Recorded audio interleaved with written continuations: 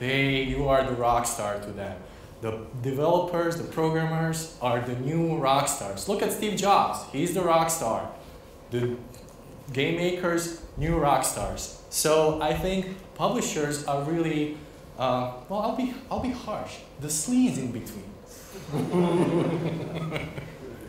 So again, if I can see a value from the publisher, I wouldn't necessarily say, no, I don't need you. But right now, in today's world, with digital distribution, with the way kids are communicating, with the way things are connected, the publishers do not bring nearly enough value to what they're trying to take away.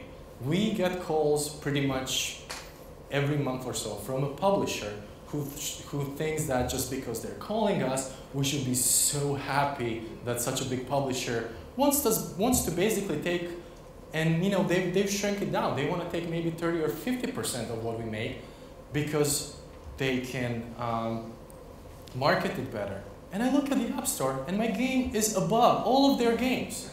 How are you marketing it better?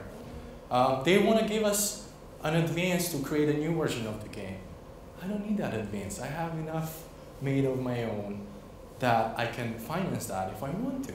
And that's not just me. That's my friends who have developed Pocket God. That's a studio in Australia that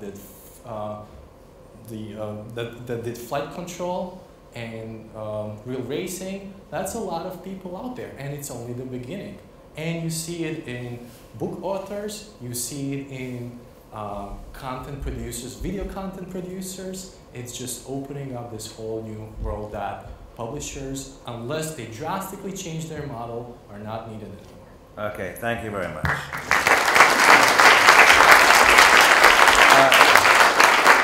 Before Chris does his bit, I would just like to say, it's all right if you've got a good game, but you know, historically publishers give developers a risk-free right to market. And in terms of Apple, on the number of games on the iStore, you can name how many you think.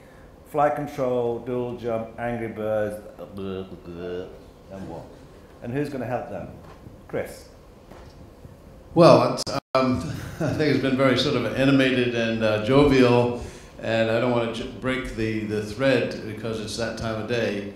But just to pick up on a couple of points, Nicholas mentioned that the value is being driven out of the so-called box market. Well, that may be true, or publishers who dealt only with boxed goods. But on the chart we saw earlier from Paul Hayden, I noticed two big circles up there. One was harmonics. Now, harmonics was sold for a fair amount of money to Viacom, but the actual huge money was made by the publisher called Red Octane, who sold to another publisher called Activision, which drove at least 2 to 3 times the value that harmonics got from Viacom. So, I mean, it isn't completely dead. And then there was something up there from Warner Brothers called TT Games, Traveller's Tales from down the road in Knutsford, and combined with Lego and a publishing company in effect, with perhaps an in-house developer called Traveller's Tales, but didn't do so badly with Warner Brothers games either. So I think there are examples of value that can be identified, and there are examples of many companies in the self-publishing developer business who have not succeeded, just like in all businesses. The role of publisher traditionally, when it was all box games, was to cover inventory risk, now made less important by the digital distribution. It was to cover getting in-store shelf space, which is now made less important by digital distribution.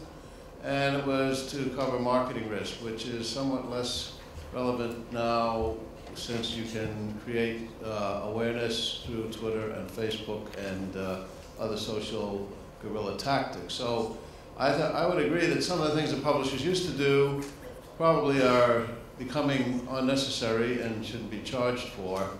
I would also argue that perhaps if you use iTunes game or an iPhone game as the example of an unpublished game, a developer-published game, I would argue that the publisher in that case is really iTunes, and the 30% is grotesque amount to ask for doing that.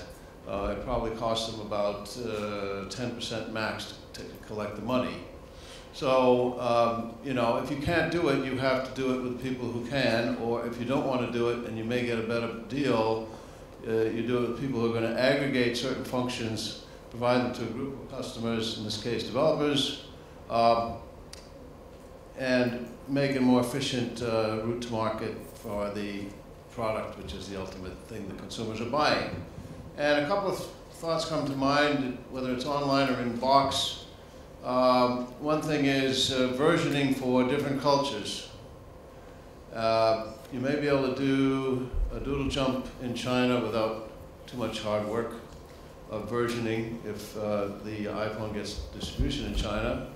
But you know, there's a lot of other, a little bit more intense or versioning necessary products that require a fair amount of customization when adapted to other languages or cultures, and that isn't always something a developer wants to do, rather than get on with the next game or the next level.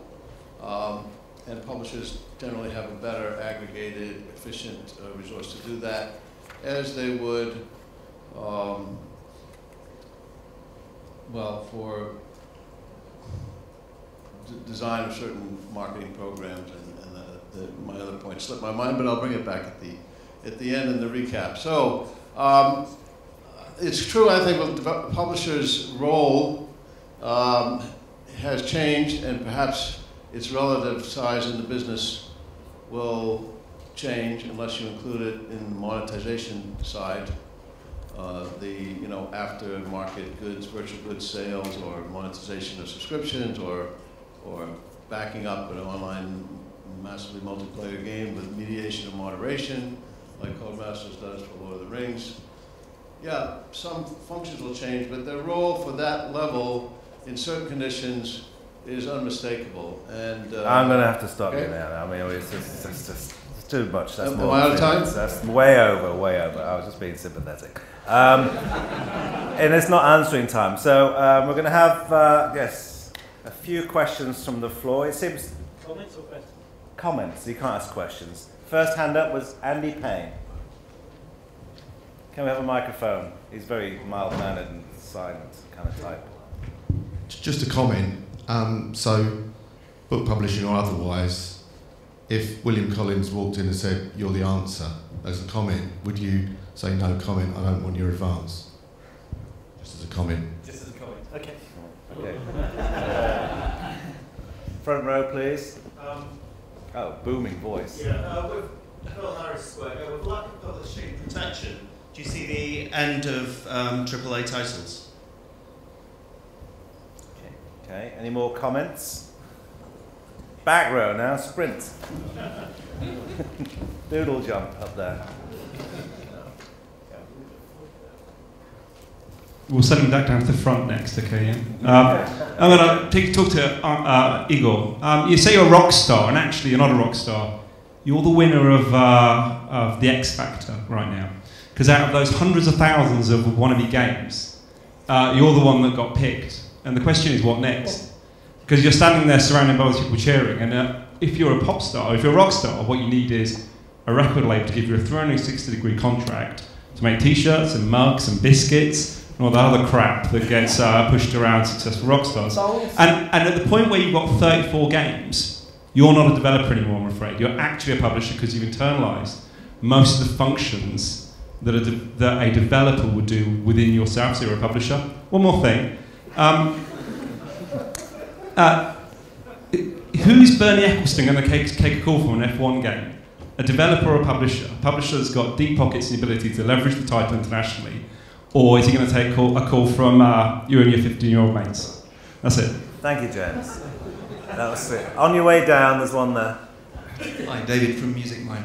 Igor, you said that at the beginning of your presentation you were dismayed by the level of complexity for some of the games that you saw, and that you wouldn't possibly be able to compete with them. Surely without a publisher's resources, they wouldn't be there.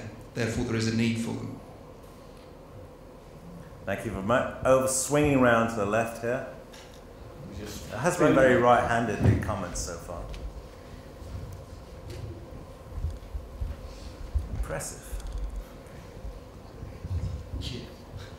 You're very fast. Hi, Marek Walton from the Mustard Corporation. I think at the moment, a comment that I would make is that currently the way the landscape's shaped, if you have an IP that requires a large amount of money in order to, to get it out there with a lot of content in a lot of size and a lot of money needed for the back end, that's when someone like a publisher is going to be really useful. But I think that things are changing. When we're looking at things at Igor's excellent game, it's a small, well put together haiku compared to the quite monster titles that we're currently seeing, the AAA tentpoles. So I think things are changing, but right now I think there is a place for publishers, unfortunately. Okay, so we're just going to have time for for a summaries from Igor, who's going to say no to the publisher who offers him $20 million for the console rights to his game. But however, who wants to quick summary? Nick or Igor from Team Red? Okay, I'll summarise. 30 seconds, starting from now. 30 seconds. So publishers existed to fill a problem that doesn't exist anymore. Ren gives us the opportunity to give them 80% to do stuff which frankly we should do. It's fun. Talking to our customers is fun. Learning what they want from our games is fun. It encourages creativity. If you continue to back the publishers, you back fewer, bigger, identikit blockbusters. If you support this motion, you support creativity in games for the long term. Thank you. And in the blue corner, Chris or Ren? Yeah, well, I'll just say that functions are changing, but the publisher has traditionally aggregated things of a specialty where risk is involved, either funding the development or in some way the exploitation of a game. And for the opposition to get your vote, it would have to be that there is no role for publishers in the future, and we just ask you to bear that in mind when you're asked to vote. All right, thank you very much. So, the moment of truth, ladies and gentlemen. In case you've been playing Doodle Jump throughout this, I haven't been paying any attention. The motion is, this House believes that the future of gaming lies in game creators dealing direct with consumers without the intervention of publishers. So, all those who agree with that, please raise their hands.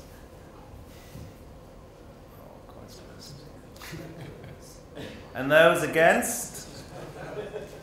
Bloody hell, it's like last year, isn't it? Okay, so we have to do the same again as last year. All those who, you won't be able to swap easy. All those who are for the motion, come in the first 5 rows. Come on, doodle jump down the rows.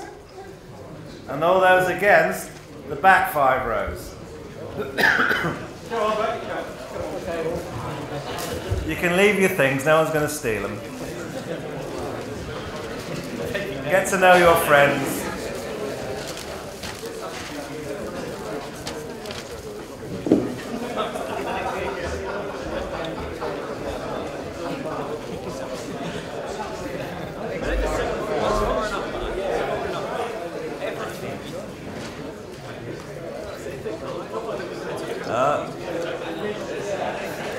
So you lot loitering by the exit towards the bar, are you for or against the motion? You're against it, right? So I think... Pardon? That's fine, that's fine. I think the motion's failed, boys. I think it has as So, well. anyway, a great hand for the audience. And a great hand... That's for yourselves. A great hand for our panelists, Nicholas, Igor, Chris and Ren.